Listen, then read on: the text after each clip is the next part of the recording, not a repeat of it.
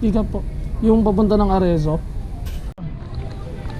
Kung sa Lalamove to, may plus 50 pesos na to na queuing fee. Ewan ko sa Joyride, pwede pala yun, papasok sa loob nang walang extra. Sir, thank you sir. Pwede pala yun, papasok sa establishment nang walang extra. Usually sa Joyride, merong may extra. Doon sa Joyride, sa Lalamove meron yun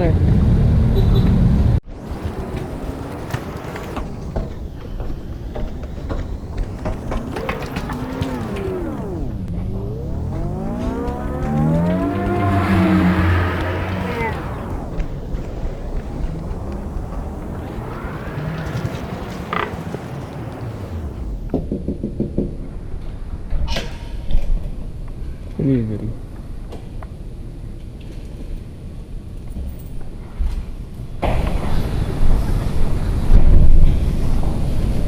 Dapat yung mga ganung booking sa Grab nila binubook Wala namang ganun sa Joyride Point to point lang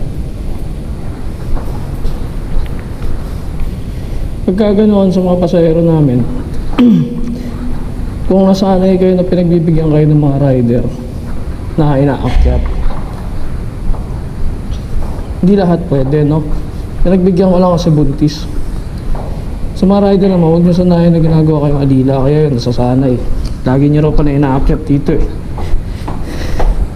Pero yan, pipick upin mo pa sa loob ng Mercury, tapos idadrop mo sa second floor.